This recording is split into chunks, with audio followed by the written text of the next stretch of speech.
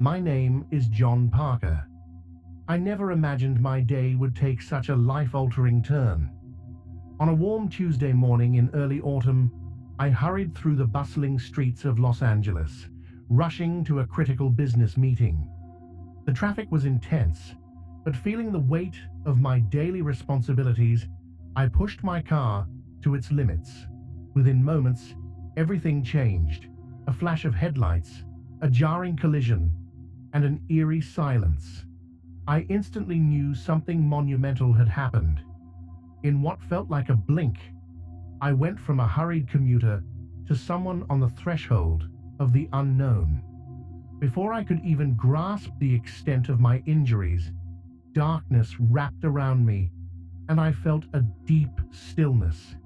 It was the kind of stillness that consumes all fear, forever and unforgettably. In that pivotal moment, I encountered a realm far beyond anything I had ever imagined, a realm that would redefine my understanding of life itself. I never expected my life to change so drastically within seconds. One moment I was focused on weaving through traffic on the 405 freeway, watching the clock on my dashboard as if it were my enemy.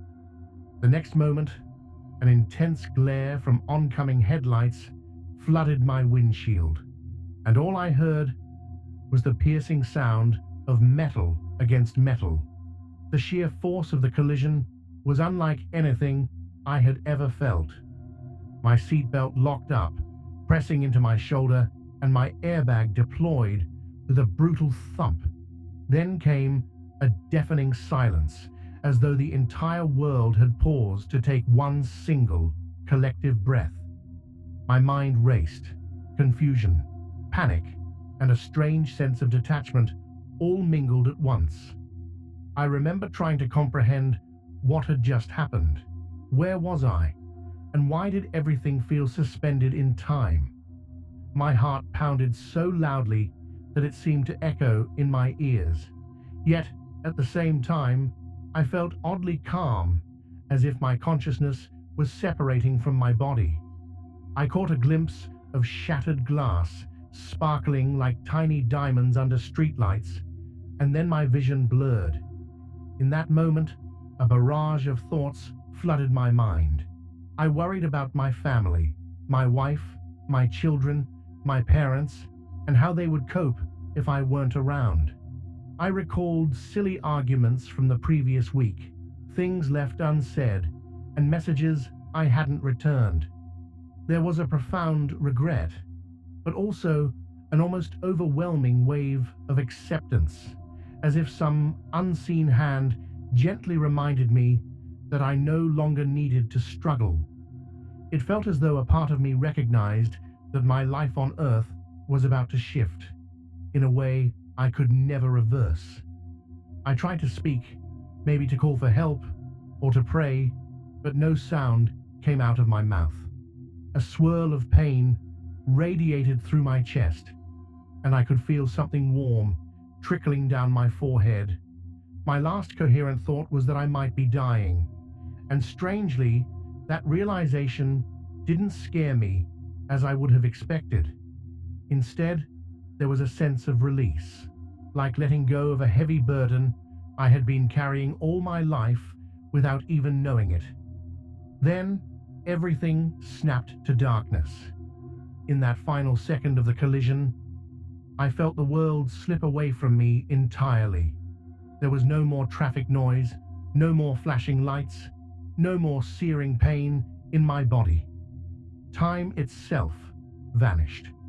A silent void replaced every sensation, leaving me weightless and without any clear boundaries. I understood, on some intuitive level, that I had left my earthly existence behind. Strangely, there was no panic, only a serene sort of curiosity, mixed with a tinge of awe at the unfolding mystery of what would happen next. When I first became aware of my surroundings again, I couldn't see anything. It was as though someone had turned off every light in the universe, leaving me floating in a realm devoid of color, shape, or structure. The absence of sound was equally profound. No echo, no distant hum, just an all-encompassing stillness that felt almost tangible. I wasn't even sure if I had a body anymore, because I couldn't move or feel my limbs in any traditional sense. Instead, I perceived a kind of presence, my own self, but stripped of the physical shell I had always identified with. At first, this darkness felt disorienting, like I was lost in an infinite void with no map and no guide. Yet, the more I lingered there, the more I realized it was not frightening. The darkness had a peculiar warmth to it, almost like a comforting embrace. I sensed an energy there that was neither hostile nor welcoming. It was simply neutral, like a canvas waiting to be painted upon. My thoughts echoed in that space, as if each idea I had created a soft ripple in the quiet. Time felt meaningless. I had no heartbeat to measure seconds, no fatigue to gauge the passing of hours. I attempted to recall what had happened just before this emptiness. Vague memories of the car accident surfaced. The headlights, the collision, the sudden cessation of everything. A surge of questions filled my mind. Am I dead? Is this some form of limbo? Where is everyone? Yet even my questions seemed to dissolve as quickly as they formed, leaving me in a state of calm alertness. I grew increasingly aware that this profound silence was not merely the absence of noise, it was a space that allowed for a different kind of perception. I sensed that my consciousness could extend outward, almost like feeling around in a dark room. Instead of encountering walls or obstacles, I encountered possibility. The darkness seemed to stretch without limit, and I sensed that I could connect with something far greater than myself if I only reached a bit further. Then a fleeting thought arose. This must be the beginning of whatever lies beyond life. Oddly, I wasn't frightened. I recall expecting terror or regret, but none of that surfaced. Instead, I felt the kind of curiosity a child might feel when exploring a new place for the very first time. There was an undercurrent of peace, a deep, resonant peace that seemed to cradle me like a mother holding her child. In the midst of this, I had a strong urge to move forward. I couldn't define forward in a literal sense because there was no direction, but my spirit, or whatever remained of me, yearned to progress, to discover what lay beyond this veil of perfect darkness. I concentrated on that desire, and as if responding to my call, the darkness began to shift.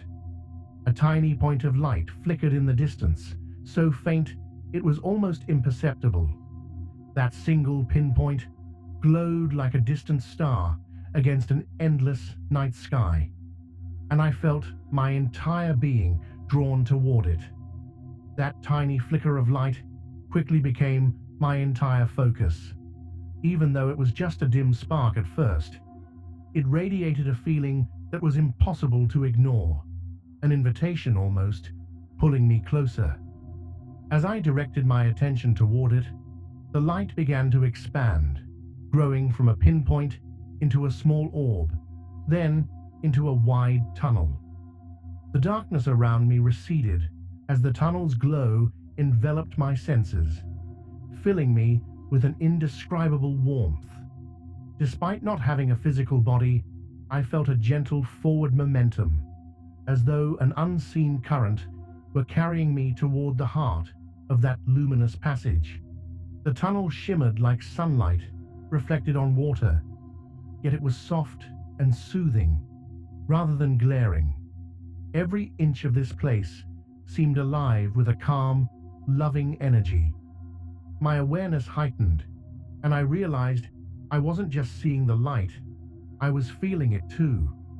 It resonated through me, washing away all fear or uncertainty I might have been clinging to.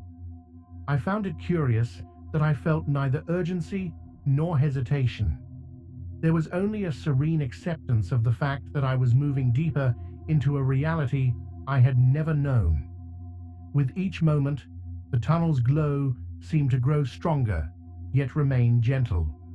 I could detect subtle colors that were beyond the spectrum of what I'd seen in earthly life, iridescent hues that evoked emotions of comfort and gratitude.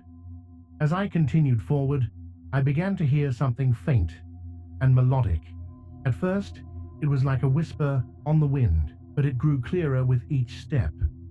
If step is even the right word, it sounded like music, but not made by any human instrument. It was more like the resonance of pure harmony, a symphony of peace that echoed in my very being. Each note seemed to communicate reassurance, as though telling me I was on the right path. There was also a subtle awareness that I could look back at the darkness I had just left, but I felt no urge to do so. My entire focus was drawn to the tunnel and the promise it held. Although I didn't see any figures or hear voices in that moment, the presence of something divine was unmistakable. It was as if the light itself was alive, offering acceptance and solace. Suddenly, I realized the tunnel had a distinct endpoint, a brilliantly lit space that lay just ahead. My heart, or my essence, fluttered with an anticipation that was both exhilarating and deeply calming. I sensed that whatever I would find in that radiant expanse would give me answers to questions I hadn't yet formed. The melody grew stronger, weaving an atmosphere of profound love around me. Without any sense of time or distance, I reached the tunnel's end. The brightness there was so overwhelming that in earthly terms I might have squinted or shielded my eyes. But in this spiritual state, the light didn't hurt. It felt nurturing, as if it were healing every wound I had ever carried, both physical and emotional. It was at that threshold that I sensed I was no longer alone. At the tunnel's end, I entered a space so radiant and welcoming that my entire being felt embraced by it. The light was everywhere, but I quickly realized it was not just light, it was a presence. In an instant, I recognized who stood before me. Though I hadn't grown up with strong religious convictions, I felt an absolute certainty. This was Jesus. Not an icon from stained glass windows or a figure from a painting, but a living, compassionate presence whose very gaze radiated unconditional love. He stood before me in robes that seemed woven from light itself. His face carried a warm kindness that defied any human measure. If I had any residual fear or hesitation, it vanished immediately. I sensed that he already knew every thought, every regret, every part of me that I had hidden away. But in his eyes, there was not a trace of judgment. Instead, there was only a tender acceptance. It felt like standing in the presence of someone who had always known me, even before I existed. Words didn't pass between us in the usual sense. Instead, it was as though my spirit and his communicated directly.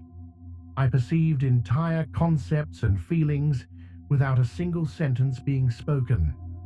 In that wordless conversation, I understood that Jesus had been with me all along, even during moments in my life when I felt utterly abandoned or alone. He made it clear that every joy, every sorrow, and every misstep I had ever experienced mattered, and yet none of it defined my worth in his eyes. A profound sense of peace washed over me, as if a giant wave of compassion had enveloped my soul. I was aware of my own shortcomings, the times I'd ignored others' pain, the moments of selfishness and pride, but none of that weighed me down. In his presence, I felt an assurance that love was stronger than any flaw or failure. There was a silent invitation for me to release the guilt and burdens I'd carried for so long.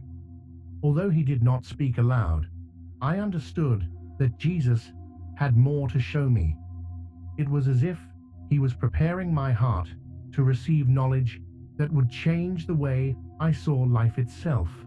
His gaze was gentle yet powerful, conveying that what I was about to witness would matter not just to me, but to countless others. I felt an urgency, a sense that I should pay close attention to everything that would follow. In the intensity of this encounter, I realized I had forgotten the circumstances of my earthly accident. The pain, the hospital, the fear of dying, none of that mattered in this realm. I was simply in a state of awe and comfort, receptive to every bit of love and truth flowing from him. I noticed that the overwhelming light seemed to emanate from his very being, illuminating not just my surroundings, but the depths of my consciousness. Then, he inclined his head slightly, as if urging me to look beyond him.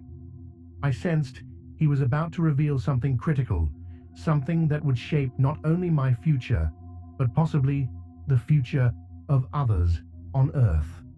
My spirit trembled, not from fear, but from an anticipation steeped in reverence. My entire being felt centered on Jesus' presence when a series of visions suddenly unfolded around me. It was as if we stood within a vast panoramic screen, yet I could still sense his reassuring nearness. These visions were not like a movie I merely watched. They felt immediate and real, encompassing all my senses. Though they portrayed future events, I experienced them as if I were there in person.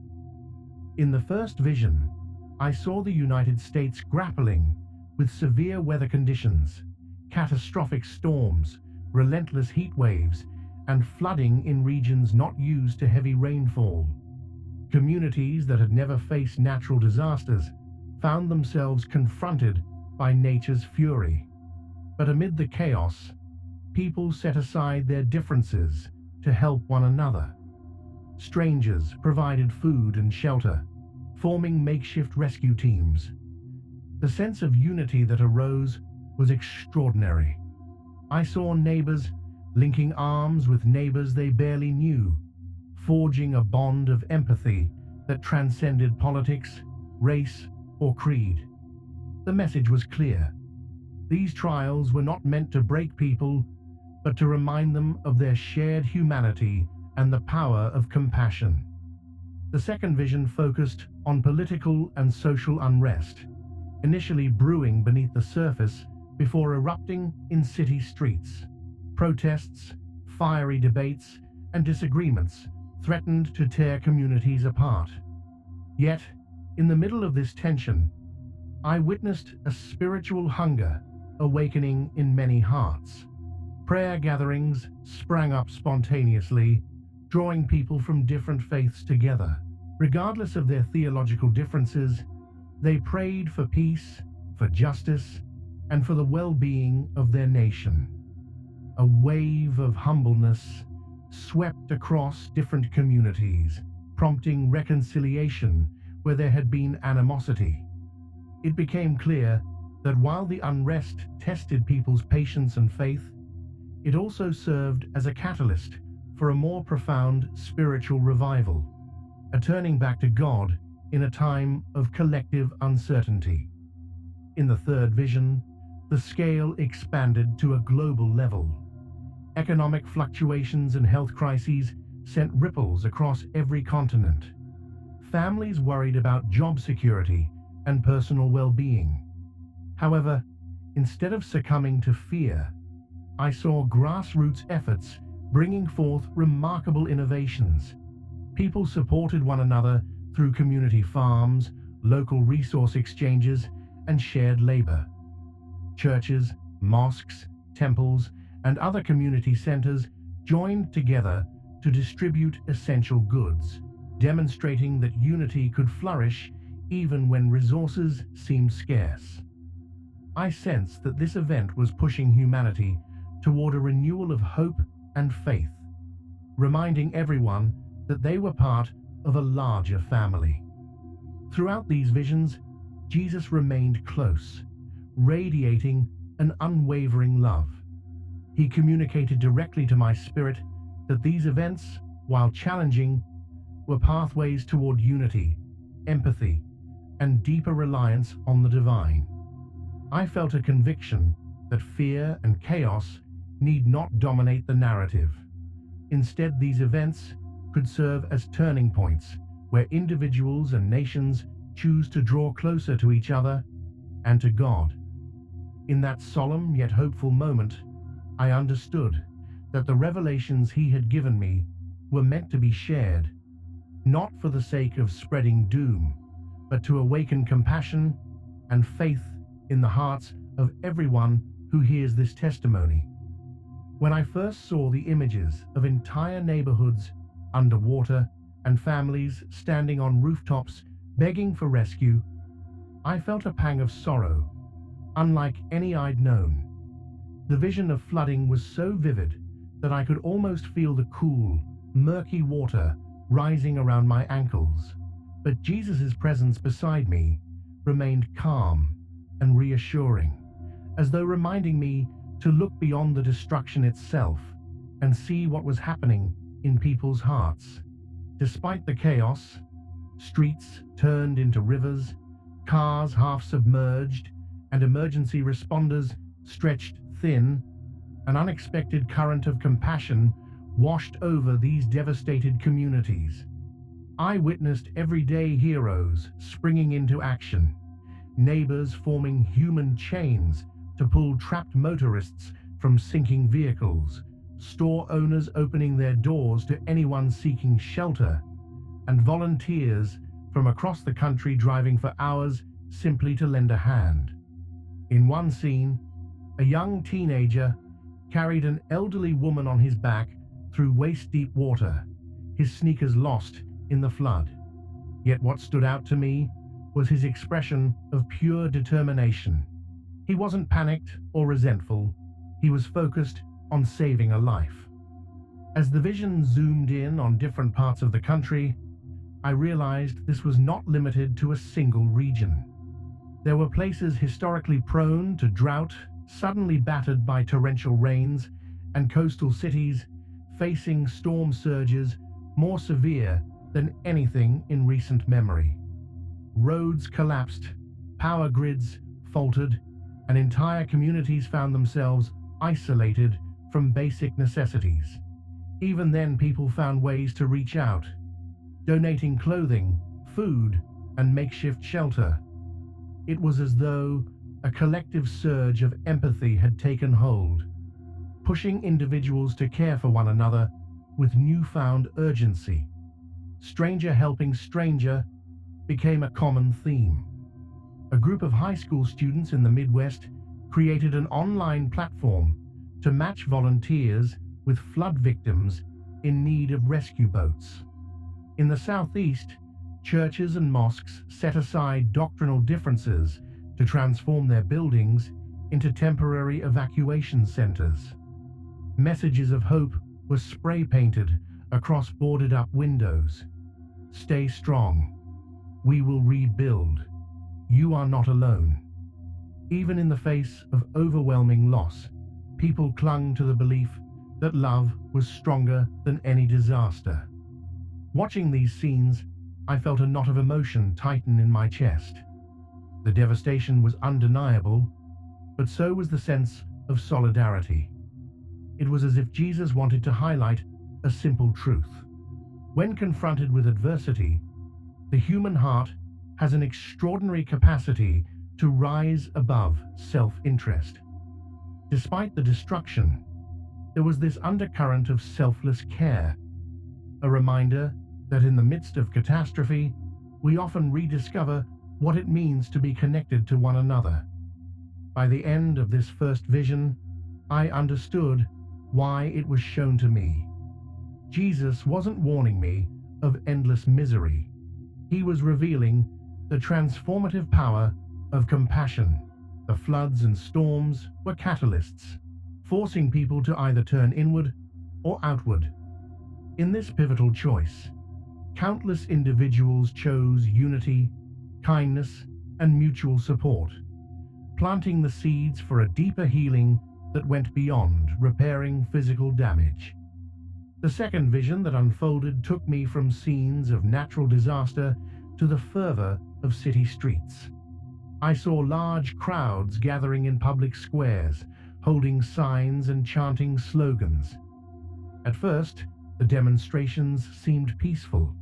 People were exercising their right to speak out about social injustice, economic disparities, and political frustration. But as the tension mounted, tempers flared, and those once peaceful gatherings erupted into angry confrontations. Sirens wailed in the background, and lines of police officers stood shoulder to shoulder, trying to contain the swelling unrest. Despite the chaos, I could sense an undercurrent of longing. People weren't just angry, they were searching for hope, for a clear direction, and for leaders who genuinely cared about their suffering. The unrest wasn't limited to one city or one cause, it swept across the nation, fueled by fear and a pervasive sense that the old systems no longer served the greater good. Amid the shouting and tear gas, however, there was a surprising glimmer of possibility. Some voices emerged calling for peace, for dialogue, and even for prayer. In places I recognized, major American cities like New York, Chicago, and Los Angeles, small groups formed prayer circles on the edges of protests. They were sometimes ridiculed or overlooked, but they persisted in their quiet devotion, offering a moment of calm in a sea of turmoil. Instead of responding to conflict with more hostility, these interfaith gatherings invited anyone, Muslim, Christian, Jewish, non-believer, to join in reflection and unity. I felt a warmth in my heart as I watched these circles grow day by day, drawing in the skeptical and the weary. The power of collective prayer became a comforting anchor, stabilizing communities shaken by division. But this test of faith was not only about religious practices, it was about a deeper commitment to understanding and compassion. Politicians faced immense pressure, with some choosing to stoke division for personal gain, while others sought genuine reconciliation. Social media buzzed with rapid-fire opinions, amplifying both hostility and calls for peace. It felt as though the nation was walking on a tightrope between falling into deeper conflict or choosing to stand together in faith and solidarity. I sensed Jesus's steady presence behind these scenes, gently nudging people toward introspection. Are you going to hate one another, or will you love one another? That question echoed repeatedly as families found themselves on opposite sides of heated debates. Churches split over political affiliations, and friendships fractured under the weight of contrasting viewpoints. Yet, in each moment of potential rift, there was also an invitation to choose a higher path, one marked by humility and openness. Through these visions, I came to realize that the test of faith was not about demanding blind allegiance to any single doctrine or party. It was about whether individuals and communities could dig deep enough into their spiritual and moral convictions to listen, forgive, and strive for unity. Jesus allowed me to see that while the turmoil appeared daunting, it held the potential for profound revival, one that would transcend simple sides and bring a renewed spiritual clarity that only emerges from genuine struggle. In the third vision, the perspective widened dramatically. No longer was I seeing just one nation's struggles. I saw the entire globe in a state of flux. This was not limited to storms or protests. Instead, it encompassed a sweeping shift in economics, health, and even the way people engaged with technology and daily life. Fear seemed to spread like a wildfire in many communities, sparked by uncertainties about jobs, access to healthcare, and the sheer pace of societal transformation. Yet amid these anxieties, something remarkable began to stir, a collective desire to remember and rediscover our shared humanity. I witnessed people from different cultures and backgrounds forging new forms of collaboration. Town halls went virtual, allowing voices that had long been marginalized to participate in community decision-making. Grassroots movements championed local businesses and farmers, creating microeconomies that valued sustainability over profit. Families once fractured by distance now found ways to stay connected, using technology to nurture relationships in ways that hadn't been fully explored before. The more people recognized how interconnected their lives truly were, the more they realized that each community's success depended on the well-being of every other. Religious institutions of all faiths faced a moment of reckoning. Many had to re-evaluate their core values, asking whether they served merely as social clubs or as true beacons of hope and compassion. Houses of worship that adapted to the changing times opened their doors, physically or virtually, to meet tangible needs. Volunteers organized meal deliveries for the elderly, offered mental health support, and hosted online sessions for spiritual encouragement.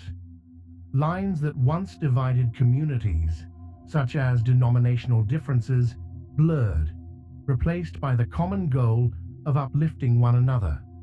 Perhaps the most moving element of this vision was the countless stories of ordinary people performing small acts of heroism. In one scene, I watched a young single mother slip an envelope of cash under the door of a neighbor who had lost his job. In another, a group of teenagers repaired a broken-down vehicle belonging to an elderly widow. Time after time, I saw that it was these seemingly insignificant gestures that added up, creating a global tapestry of kindness. Fear remained present, but it was increasingly overshadowed by a determined compassion that transcended cultural or geographic boundaries. All the while, I could sense Jesus' reassurance. He was showing me that this great awakening of hearts would not come from lofty political promises or top-down mandates. Rather, it would blossom through personal choices, one person deciding to forgive, another choosing to share, another choosing to reach out across social divides. Jesus conveyed that this awakening was not just a fleeting trend, it was a call to realign with the deepest truths of love and service. The challenges he revealed would serve as the crucible in which faith, empathy, and unity could be refined. And as these collective virtues expanded, they would illuminate a path forward for generations to come. Immediately after these sweeping visions, I felt Jesus' compassionate presence envelop me once more, anchoring me in a sense of unwavering peace. Though my mind buzzed with questions. How can people prepare for these events? What if fear takes over? What if we fail this test? Jesus responded with a profound gentleness that calmed my anxious heart. It wasn't through spoken words, but through a direct inner knowing that seemed to flow from him to me. He emanated a reassurance that although the coming times would be challenging, we should not succumb to fear or despair. I understood that fear itself can be far more destructive than any calamity. Jesus' counsel impressed upon me the importance of staying grounded in love, even when the world around us appears chaotic. He imparted that we each have a personal responsibility to nurture this love within our own hearts first, so that we can effectively radiate it outward to others. This meant cultivating compassion in the little moments of daily life, whether it was comforting a worried friend or showing patience in a stressful situation. Every act of love, no matter how small, carries immeasurable weight in shifting the spiritual atmosphere. He also reminded me that no one walks this path alone. We have resources, both seen and unseen. People can find solace in their faith communities, in the support of family and friends, and in scripture or spiritual teachings that speak to timeless truths about hope and perseverance. But beyond the earthly, we also have the guidance of a divine presence that never abandons us. Jesus showed me that the ultimate source of courage and strength can be found by turning inward to pray or meditate, aligning our hearts with the Creator's boundless mercy. Another key piece of counsel was the urgent need for unity. He emphasized that division, whether political, religious, or social, erodes the collective resilience needed to face these trials. While disagreements are inevitable, they don't have to mutate into contempt. Jesus conveyed that the most critical practice is learning how to disagree in love, maintain respect, and remain open to each other's perspectives. This doesn't mean sacrificing our convictions. Rather, it means approaching differences with humility and understanding. In this enveloping presence of love, I sensed Jesus' message for me personally. Share what you have seen, not to instill dread, but to inspire faith. There was no stern command or threat, only an invitation to spread the seeds of hope.